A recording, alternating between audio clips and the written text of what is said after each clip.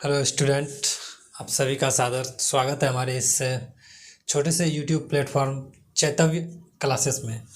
तो हमारा क्लास का नाम जो है चैतव्य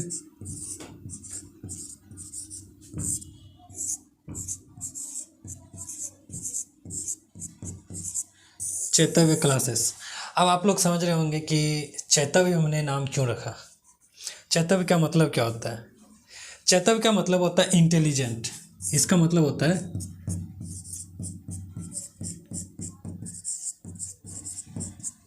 इंटेलिजेंट। चैतव्य का मतलब होता है इंटेलिजेंट।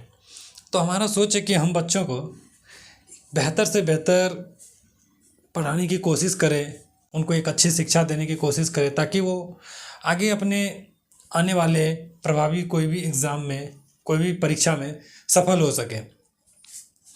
तो इंटेलिजेंट उसके लिए कि जो पहले से इंटेलिजेंट है। हमारा ये लक्ष्य है कि हम बच्चों को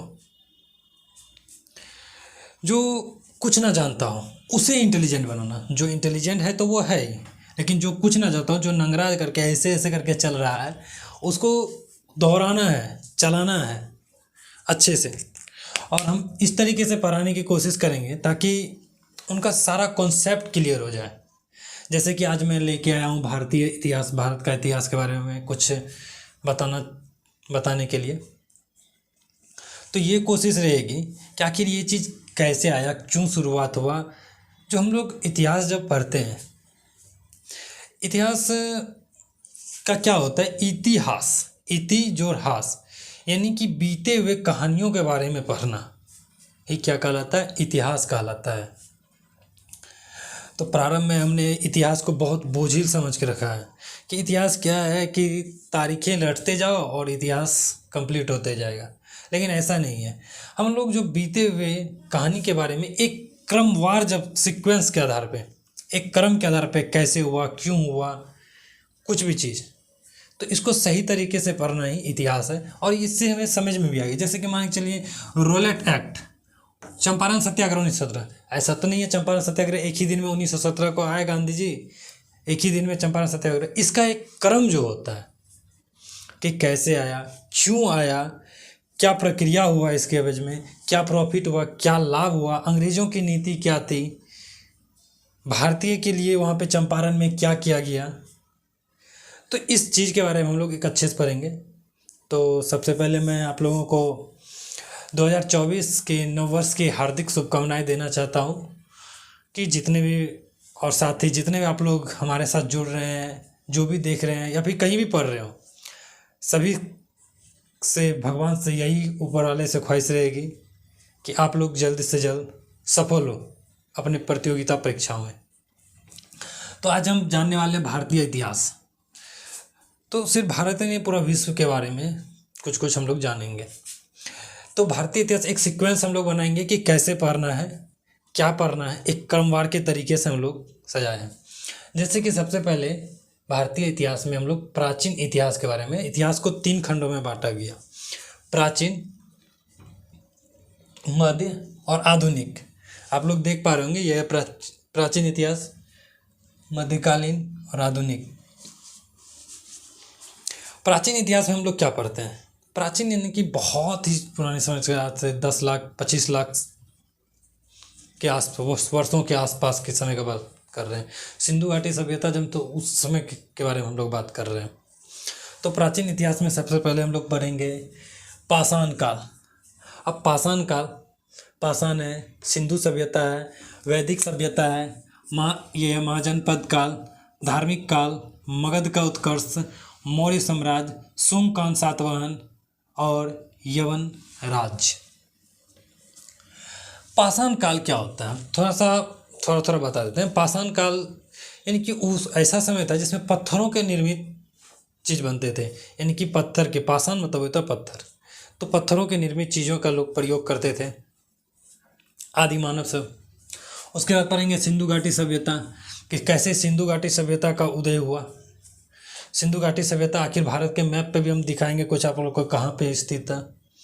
कहता है बहुत बड़ा एक सभ्यता के, भारत के 3-4 में से बहुत बड़े, विश्व के 3-4 बड़े सभ्यता में से विश्व सबसे बड़े मानते हैं।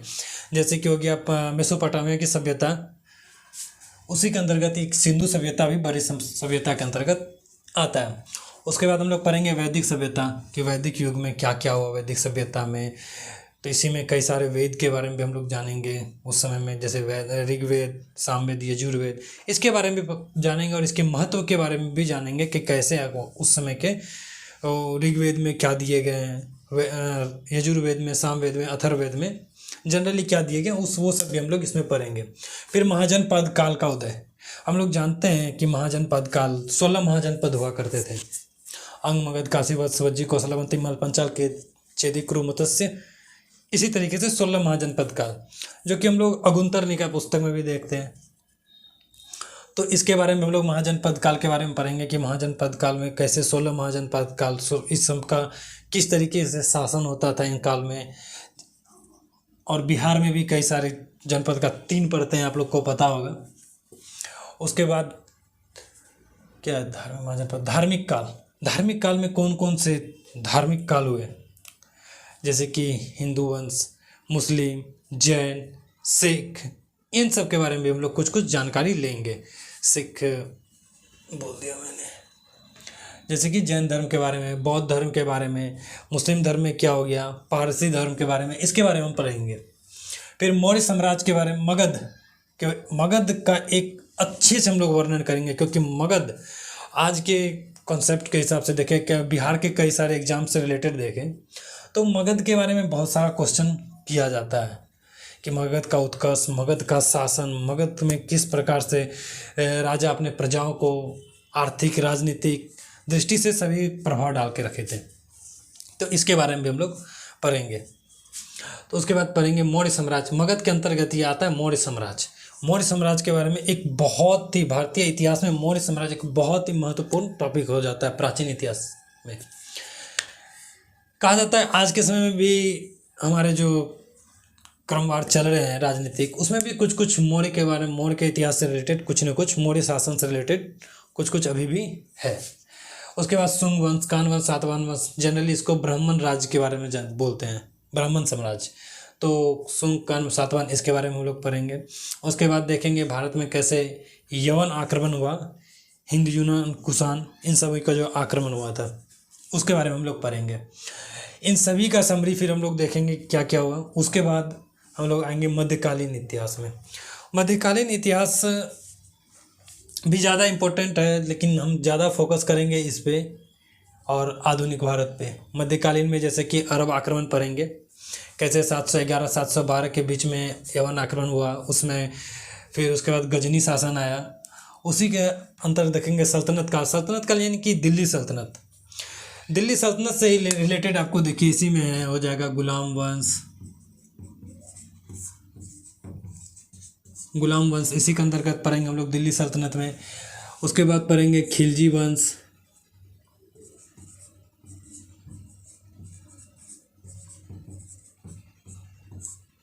गुलाम, तुगलक, खिलजी, इसी के अंतर्गत पढ़ेंगे सैयद, लोदी। तो इसके अंतर्गत कुछ 5 वंश आते हैं, 3 हो गए, 4, 5, तो तो इसके बारे में हम लोग पढ़ेंगे। फिर उसके बाद आएंगे मैं आप लोगों को बताऊंगा मुगल काल। मुगल काल में कैसे बाबर, तो बाबर सिर्फ मुगल काल में भारत में नहीं, बाबर का थोड़ा हम पीछे भी देखेंगे कैसे ये अफगानिस्तान में आया। बाबर को जो मुगल काल का जो भारत में आगमन हुआ, तो इसको कौन यहाँ पे बोला आक्रमण करने के लिए, न्योता दिया, एक तरह से हम लोग बोलते हैं न्योता देना, विजय कराना। तो बाबर को न्योता दिया गया, जिससे कि मुगल का साम्राज्य की नींव पड़ी 1530 में, जबकि हम लोग देखते हैं कि बाबर की मृत्यु हो गई। उसके बाद हुमायूं, अकबर, ये सब आते गया। फिर विजयनगर साम्राज्य में बहमनी साम्राज्य के बारे में पढ़ेंगे। विजयनगर साम्राज्य, बहमनी साम्राज्य आपको मुगल काल से पहले पढ़ाएंगे, मुगल काल से पहले, क्योंकि इसी के समय में खिलजी, तुगलक के आसपास ध्यान में नहीं है, उसी के समय में इसकी स्थापना होता है। विजयनगर साम्राज्य, हरिहर एवं बुक्का के बारे में हम लोग जानते हैं कि 1333 के आसपास, 33 पे, इसी के आसपास इसका विजयनगर का स्थापना किया जाता है हरिहर एवं बुक्का के द्वारा। 2 भाई थे, जिसको हम लोग संगम वंश के अंतर्गत आ जाता है। फिर बहमनी साम्राज्य, बहमन शाह के बारे में उसके बारे में भी पढ़ेंगे। मराठा साम्राज्य कैसे कैसे शिवाजी पेशवा पद आया, फिर हम लोग देखते हैं बाजीराव प्रथम, बाजीराव द्वितीय।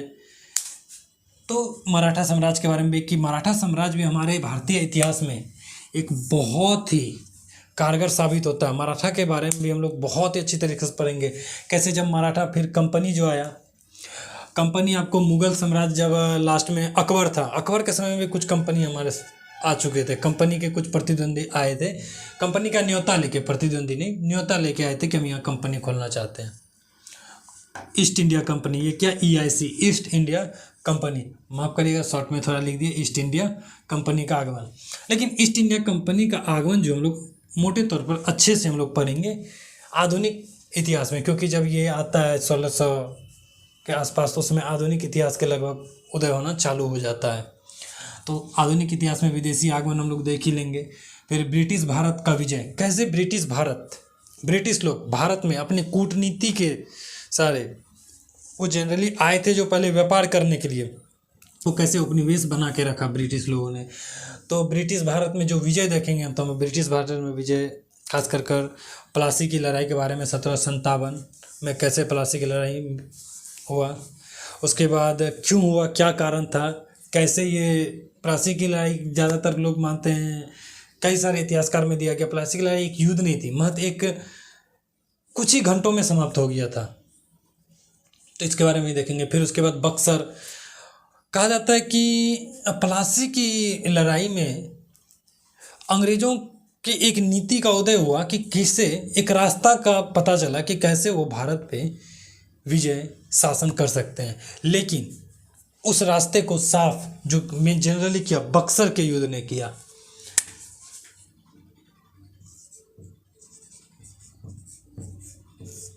बक्सर का युद्ध 1764-65 के बारे में जो पढ़ते हैं, इलाहाबाद संधि जो हुआ था, बक्सर का युद्ध ने पूरी तरीके से ये तय कर दिया कि भारत में अब किस प्रकार से ब्रिटिश अपने शासन के प्रभाव, अपने साम्राज्य का विस्तार कर सकते हैं। तो बक्सर के युद्ध में हमें ये पूरी तरीके से मिलता है देखने को। फिर देखेंगे वो कैसे ब्रिटिश लोग बंगाल गवर्नर बनाते हैं, गवर्नर जनरल 1772 सब में देखते हैं हम लोग, 72-65 में। फिर पहले गवर्नर बनता है, फिर बंगाल का गवर्नर जनरल बनता है। जब बंगाल का गवर्नर जनरल बनता है, हम लोग जानते हैं मद्रास को भी बंगाल के गवर्नर जनरल के अधीन रख दिया जाता है।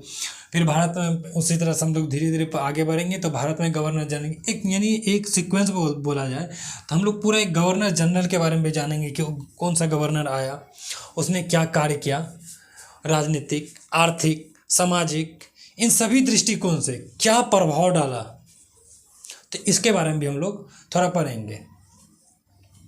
उसके बाद आ जाता है कि इन सभी कारणों से जब इतने कूटनीति जब कुप्रभाव डाल रहे थे अंग्रेज, तो एक अंदर ही अंदर घुटन महसूस हो रहा था, जिसके कारण से हम लोग देखते हैं कि क्रांतिकारी 1857 में 1857 की क्रांति जिसको बोलते हैं, 1857 की क्रांति होता है मेरठ से जो होता है। फिर उसके बाद धीरे धीरे जब 1857 क्रांति होता है, तो हम लोग देखते हैं 1858 में ब्रिटिश क्राउन भारत के शासन को अपने हाथ में ले लेता है। तो अब भारत का शासन किसके हाथ में चल जा रहा है? ब्रिटिश क्राउन के हाथ में।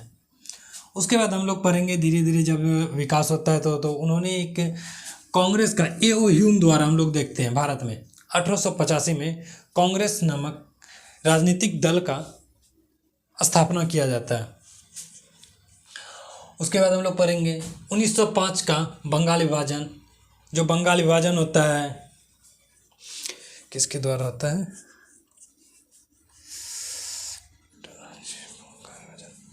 करजन, कोई बात नहीं, करजन के द्वारा होता है, कट कर देंगे, वो बोलो ना, बंद कर दें। नहीं, करजन के द्वारा होता है बंगाल विभाजन ना। क्या बोला? बंगाल विभाजन तो करजन करता है ना। हाँ, वो काट देंगे। फिर उसी के बारे में हम लोग बता रहे थे कि बंगाल विभाजन, तो बंगाल विभाजन के बारे में हम लोग देखेंगे कि कैसे लॉर्ड कर्जन की नीति ने बंगाल को विभाजन किया। उन्होंने बंगाल के विभाजन में तो ये बात बोल के कह के किया कि प्रशासन की नीति के तौर पे शासन के लिए हम बंगाल को दो भागों में बांट रहे हैं, पूर्वी बंगाल, पश्चिमी बंगाल, जिसका आज भी हमें देखने को मिलता है, जो कि एक है पूर्वी बंगाल बांग्लादेश और पश्चिमी बंगाल अपना पश्चिम बंगाल जब ममता बनर्जी अभी मुख्यमंत्री है वहाँ के, तो उसके बारे में देखेंगे कैसे। लेकिन थोड़े से आपको बता रहा हूँ, बंगाल विभाजन सिर्फ प्रशासन के तौर पे नहीं, वहाँ राष्ट्रीय एकता पनप रहा था बंगाल में। हम लोग जो ज़्यादातर भारत में देखेंगे कि एकता जो पनप रहा था, ज़्यादा से ज़्यादा बंगाल में ही एकता पनप रही थी।